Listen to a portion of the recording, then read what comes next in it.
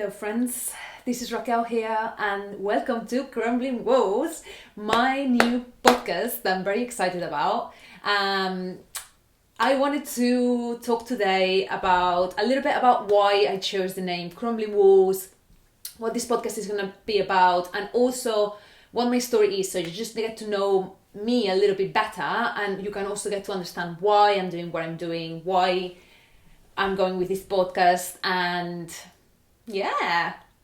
So welcome and let's start. I do have a few questions written in my notebook, but I think the first thing we're gonna start with is the name of the podcast. So why Crumbling Walls?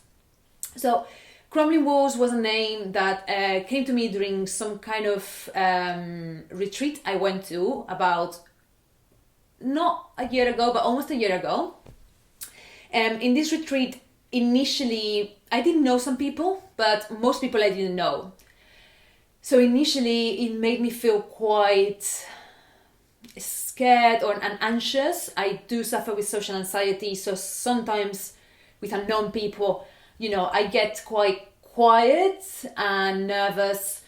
And I was feeling that at that point. I was feeling quite closed. And, people were like singing and playing together, and I couldn't. I don't know if you've ever had this feeling where you want to sing or you want to speak, but it just doesn't happen, I just can't do it.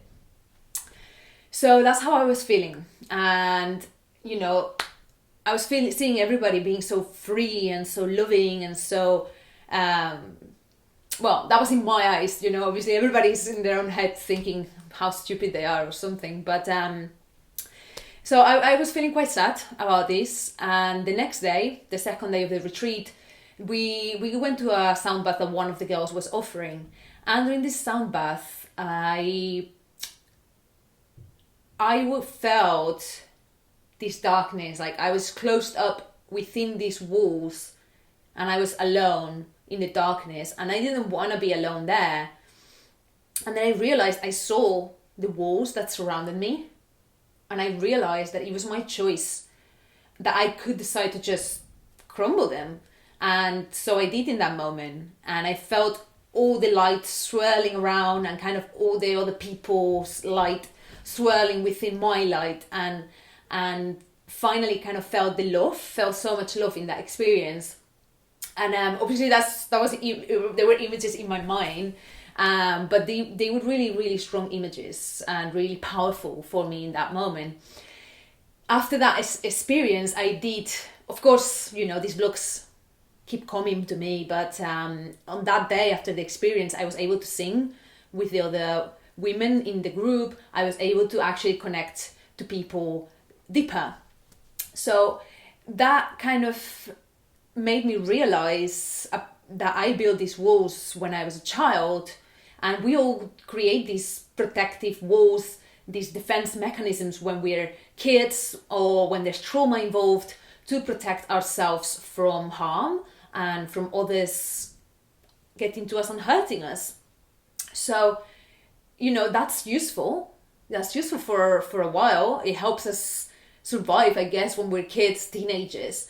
But I think it arises a moment where you realize those walls are not actually protecting you anymore. They are restricting you, they are trapping you, they are closing you up. And then I felt like I could not express myself, I could not be the full expression of myself, I could not love fully, and also I wasn't letting people come in and loving me. I think I wasn't even letting myself loving myself fully. So, I think those walls they trap us at some point. So this name of Crumbling Walls comes from this idea of these defensive walls, and how can we crumble them, and how can we become the full expression of ourselves, I guess. And I want to go through, in this podcast, I do want to go through my own experiences, tell you my stories, tell you what I've realized about different topics, such as rejection, shame, fear, perfectionism, and also creativity, playfulness, things that I have been working with myself. But I also want to invite people to come up here and tell us their story, tell us what their woes were, tell us how they've been working and how they are working on it, and let us know also where they're at the moment. So I really want to hear lots of stories from different people and to embrace the growth, give them a place to express this, with the hope that it will also help other people that is in the same situation that we were or we are. So that's the idea behind the podcast. Yay! All right. Now, I'm very excited about this. Let's go to my story and all of that stuff. Let me get my list. I know the questions, and this podcast is not gonna be prepared as such. We may have a guideline or questions, and then the idea is that everything is a flow from within. So it's gonna be very spontaneous and very authentic and real. That's the idea. Okay. Then the first question would be, what's my story and why do I do what I do? So in terms of my story, I'm Raquel. I was born in Barcelona in 1994, and my main issue, I would say, growing up, like my main wall, my main defense mechanism and my main fear was, I think, rejection. And I think we all want to be seen. And I guess I felt like I wasn't. Then in terms of, I wanted to talk to you first about school. So when I was about 4 or 5, I remember we were a group of 3 friends, and we would go to each other's house on Fridays and play together. And I have some memories of that, and I just felt like I belonged, and I think it was really beautiful. And I was really, I don't know, I have like really good memories of that. But one year, maybe when I was 6 or so, one of the girls came back from holidays and started treating us really, really badly and bullying us, ignoring us, and kind of putting everybody in the class against us. So I guess that's when it started. And, it did continue for maybe 4 or 5 years, where there was this emotional abuse, I guess, and name calling and just rejecting and ignoring, mainly, which I think as a kid you don't understand that it's not your fault. Even if as an adult I see that now, because she also didn't do it only to me, she did it to other people too. It's one of these people that just did that. But at the time, I was 6, so I blamed myself, I guess. And what stays in your subconscious, even when you grow up, is that you're not good enough, and that people won't like you if you are yourself. If I am myself, they won't like me, they won't accept me. So, that started really early in life, and I don't have a lot of memories, and I think my brain may have blocked some of that. I remember feeling very lonely in school, and, I remember like a couple of memories. Once when we were like playing together, and the main memory I remember was that I was going to play with them and with my class, and this girl that used to be my friend turned to me and said, "Why do you always play with us? Why can't you just go and play with other kids?" And I was like, I such a shy kid, I guess. Like I just didn't have words, and I just left and went to play with the class that was 1 year younger. Um, and I remember that, like, as a kid, these small things can be really painful. These small rejections can be really painful. But it was just a general time that was lonely, and I felt lonely. Then I did grow up, and by the time I was 10, I started like standing up for myself and creating these walls that protected me. And I was like, oh well, I don't care. Oh well, you don't talk to me like that. You don't talk to me like that. I'm kind of finally standing up for myself, and also standing up for others in the class that were still bullied by this person. So then I started being more like cool, like, oh, I don't care. Went to secondary school, and I did have good friends then, and I didn't have any further problems in terms of kids with kids in secondary school, etc. But I did stay quite shy, especially with people I didn't know, and I think that was where my social anxiety was born, and these walls that stopped me from fully expressing myself and fully being myself. Then also my parents, they're great people, and I love my parents, but probably like that generation, most people weren't very emotionally available. My dad was also, he wasn't very emotionally kind of responsive, I guess.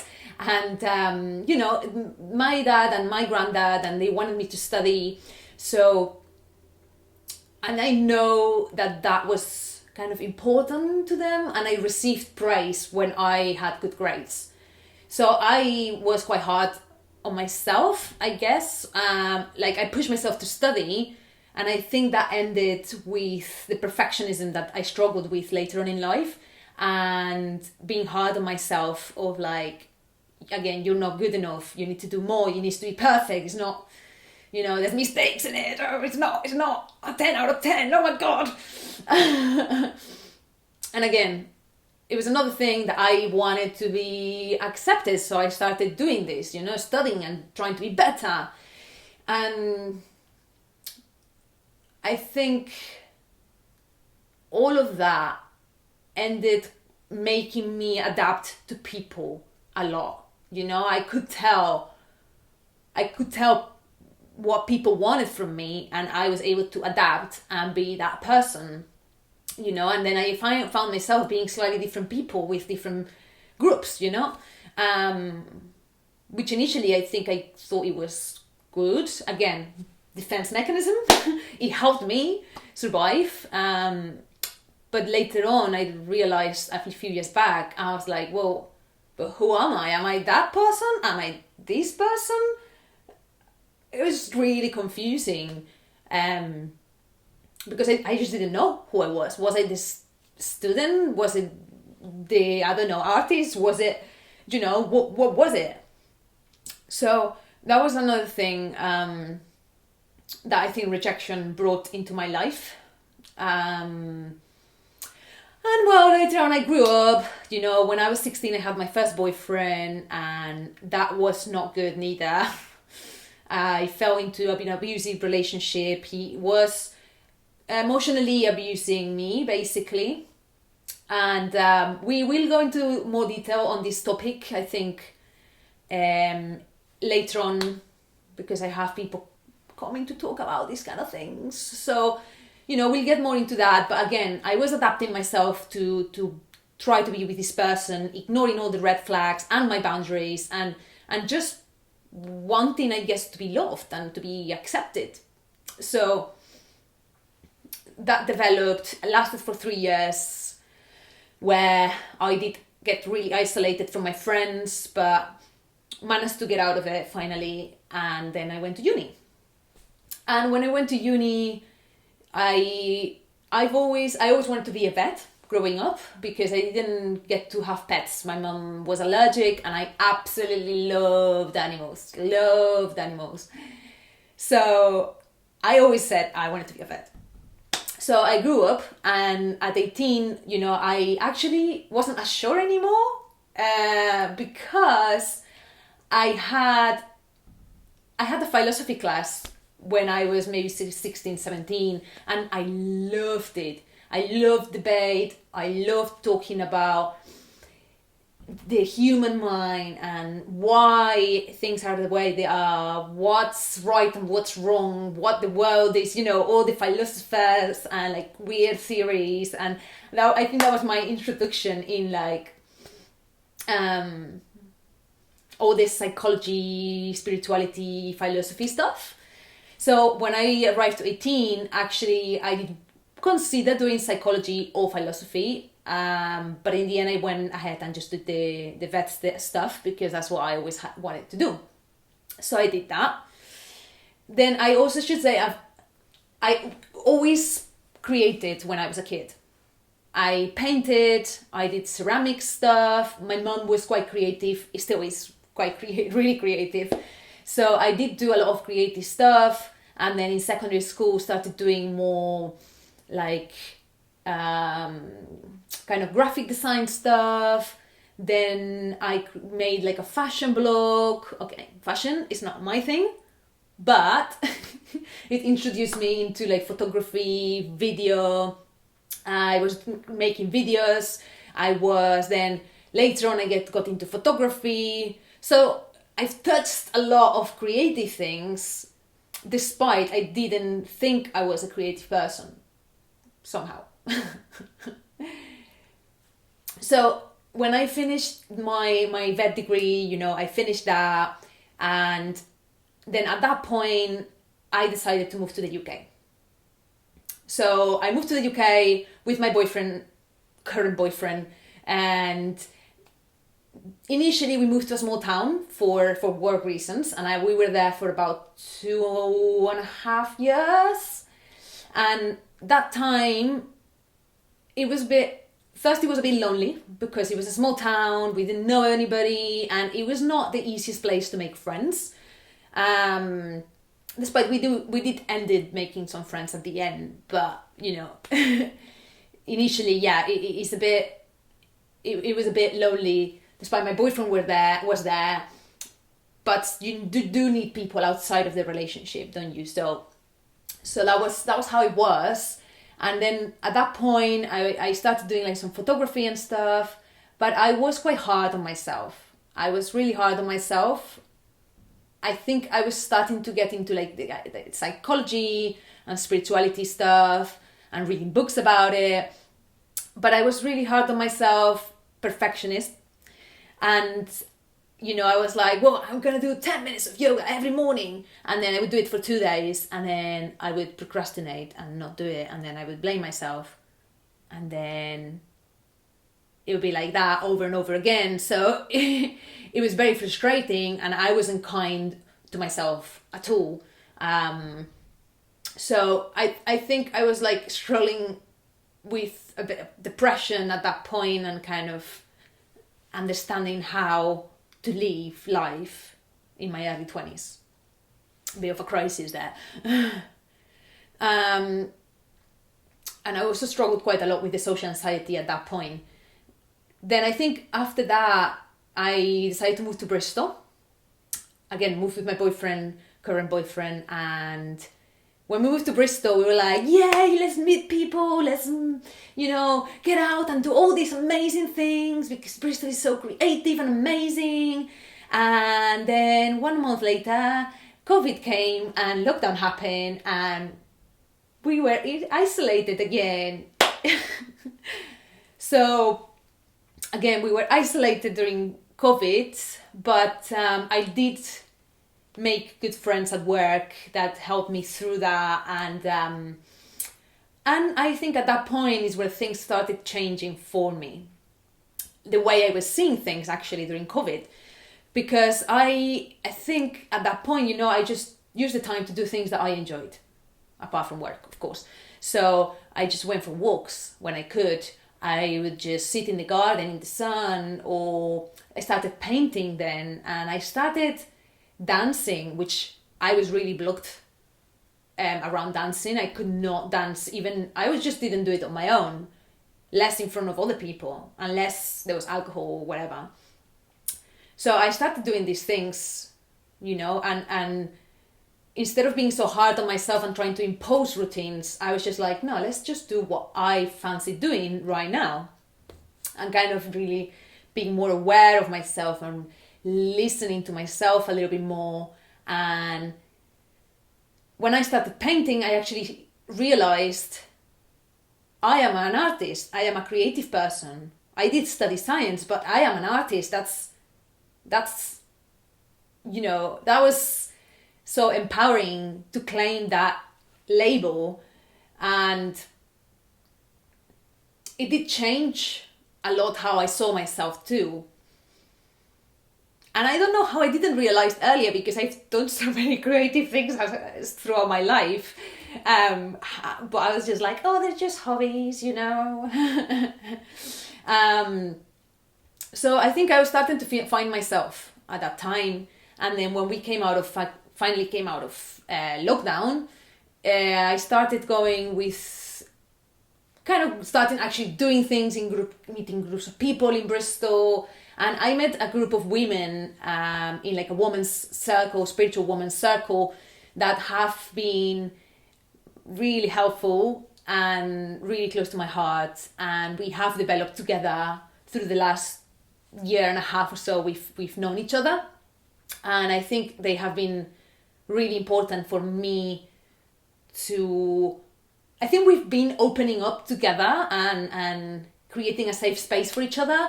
And I think they have been really helpful in healing that wound that I had with women, I guess, and with friendships. Despite I did have all the friends, and I do have really good friends in Barcelona. But I think the way we supported each other here, and the fact that we all had our wounds, it's been very, very healing. So through this community and also through painting, I've learned a lot about my trauma and my childhood defense mechanisms and the false beliefs that I had since childhood about perfectionism and myself and how things are, how relationships are. And then I discovered that most of it was not true. Most of it was not true. And, we carry those things with us, those walls. And finally now, I'm not going to say that I've got rid of everything. I got rid of fear. I let go of like fear and shame and all of those things. I don't think it's so much about getting rid of these emotions. These emotions are human. These emotions are necessary. But it's about understanding these emotions, understanding our trauma, understanding our limiting beliefs, and loving those parts of ourselves, accepting that those parts are there, that hurt was there, and kind of making peace with it, and then being able to move through it. So I'm not expecting it to just disappear forever. I know it's gonna pop back into my life, but I think at this point I'm more like, oh, here you are again, dear fear. Okay, you can be there, but I'm just gonna do this anyway, and that's why I'm here. And that's why I decided to open this podcast, because as I was saying, I've been exploring a lot of things through creativity and through painting. I've explored a lot of topics that I do want to dig deeper. I've also done some poems about it, and I just want to come here and actually talk to you about these ideas, because I think it can be really, really helpful to others. And I wish I had heard this when I was at that point, instead of seeing lots of videos about how to be more productive, how to be more perfect, how to do this better, it's like, you don't have to be perfect. You don't have to. We all are in the same boat. We all have wounds. We all have trauma, and it's okay. And you don't have to be perfect. So that's what I want to bring here. And that's why I do what I do, and why I do it from a point of view of kind of creativity and art, because I think that's the way I want to express these things. And I think next question. So the next question would be, where am I at now? So as I was saying, I feel like maybe something has finished, like a phase in my life maybe has finished. And I'm not saying I don't have to like explore more my trauma and my wounds. Yes, for sure. I'm learning like everybody else.